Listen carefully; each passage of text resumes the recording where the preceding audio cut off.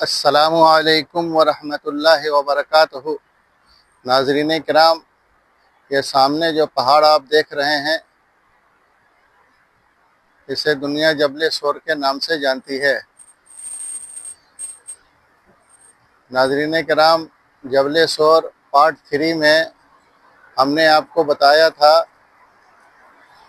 कि हुज़ूर सल्लल्लाहु ताला अलैहि वसल्लम हज़रत अबू बकर सिद्दीक़ रज़ी अल्लाह ताला अन्हो के गोद में सर रखकर आराम फरमा रहे थे और हज़रत अबू बकर सिद्दीक़ रज़ी अल्लाह ताला अन्हो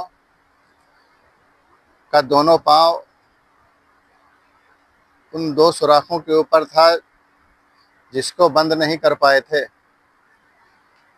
कि अचानक से उस सुराख के अंदर एक सांप था। उस सांप ने हज़रत अबू बकर सिद्दीक़ रज़ी अल्लाह ताला अन्हो को काट लिया और फिर उस सांप का जहर हज़रत अबू बकर सिद्दीक़ रज़ी अल्लाह ताला अन्हो के जिस्म में फैलना शुरू हो गया। पहले तो आप बर्दाश्त करते रहे, बाद में जब बहुत ज़्यादा जहर जिस्म में फैलने लगा और बर्दाश्त से बाहर हो गया, आपके आंखों से आंसू निकल पड़े और वो आंसू हुज़ूर सल्लल्लाहु ताला अलैहि वसल्लम के चेहरे मुबारक पर पड़े तो आपके आँख खुल गई। आप सल्लल्लाहु ताला अलैहि वसल्लम ने फरमाया, है अबू बकर, क्या हो गया? हज़रत अबू बकर सिद्दीक़ रज़ी अल्लाह ताला अन्हु ने फरमाया, ए अल्लाह के रसूल, किसी जहरीले सांप ने हमें काट लिया है। आप सल्लल्लाहु ताला अलैहि वसल्लम ने हज़रत अबू बकर सिद्दीक़ रज़ी अल्लाह ताला अन्हु के पाँव को लिया और अपना लुआवे दहन आपके पाँव पे लगाया और दुआ फरमाई तो वो जहर उतर गया।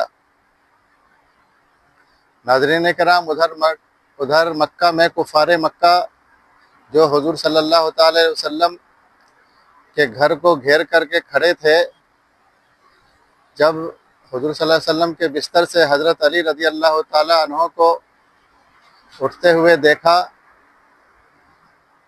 तो उनके अंदर आहो बका और चिल्लाने लगे कि मोहम्मद तो निकल गए।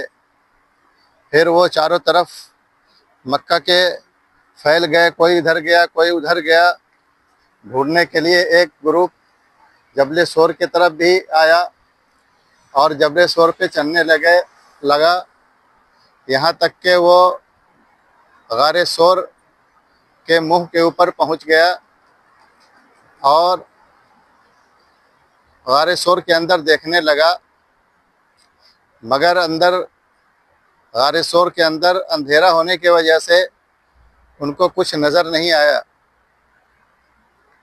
और फिर उनकी नज़र गारे सोर के मुंह पे पड़ी तो देखा कि मकरे ने जाला बुन रखा था और कबूतर ने आ करके अंडा दे दिया था। तो उन्होंने सोचा कि अगर कोई शख्स इस गार में गया होता तो मकरे के जाला टूट गया होता। ये सोचकर जो कुफ़ार हुज़ूर सल्लल्लाहु अलैहि वसल्लम का पीछा करते हुए गारे सोर के मुंह तक पहुँचे थे, वो ये सोच करके मक्का की तरफ वापस चले गए। नाज़रीन किराम, यहाँ पे मुझे एक वाक़या याद आता है कि 1984 में जब इंदिरा गांधी को उसके दो गार्ड जो है इंदिरा गांधी की हिफाजत कर रहे थे, उन्हीं लोगों ने उनको गोली मार दी और उसमें उनकी मौत हो गई। उस वक्त एक शायर ने एक शेर कहा था उस इंदिरा गांधी के कत्ल से मुतालिक और जबल सोर के मुतालिक। वो शेर कुछ इस तरीके से यूं है, सैकड़ों लश्करों के हिफाजत में भी, सैकड़ों लश्करों के हिफाजत में भी जान बचती रहे ये ज़रूरी नहीं, और खुदा को हिफाजत जो मंजूर हो, एक मकड़ी का जाला बड़ी चीज़ है। नाज़रीन किराम,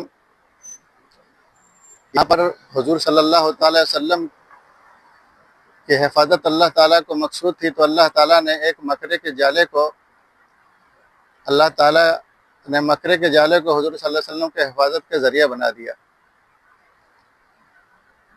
जब अल्लाह ताला किसी भी चीज़ की हिफाजत करना चाहता है तो वो एक छोटी चीज़ को अल्लाह ताला हिफाजत का ज़रिया बना देता है। तो नाज़रीन किराम, वो कुफ़ार जब वहाँ से जबल सोर से वापस मक्का की तरफ गए, उसके बाद 3 दिन तक हुजूर अकरम सल्लल्लाहु अलैहि वसल्लम इस पहाड़ी के ऊपर रहे। 3 दिन के बाद जब हुजूर अकरम सल्लल्लाहु अलैहि वसल्लम को और हज़रत अबू बकर सिद्दीक़ रज़ियल्लाहु ताला अन्हु को एक ख़बर मिल गई कि सारे कुफ़ारे मक्का ढूंढ के थक हार करके अपने अपने घरों में बैठ गए हैं, तो फिर हुजूर अकरम सल्लल्लाहु अलैहि वसल्लम अबू बकर सिद्दीक़ रज़ियल्लाहु ताला अन्हु के साथ जबल सोर पहाड़ी से नीचे उतरे। और नीचे पहले से ही आपने एक सहाबी रसूल को खड़ा कर रखा था कि जो भेड़ों और बकरियों और ऊँट को ले करके वो नीचे रखवाली कर रहे थे। उस ऊँट पे हुजूर अकरम सल्लल्लाहु अलैहि वसल्लम हज़रत अबू बकर सिद्दीक़ रज़ियल्लाहु ताला अन्हु सवार हुए और फिर मदीना मुनव्वरा के लिए रवाना हो गए। नाज़रीन किराम, इस वीडियो को मैं यहीं पे ख़त्म करता हूँ और अल्लाह ताला से दुआ है कि अल्लाह ताला आपको और हमें अपने हिफ्ज़ व अमान में रखे और हर आफ़त व बला, हर आने वाले आफ़त व बला से महफूज फरमाए। आमीन या रब्बुल आलमीन।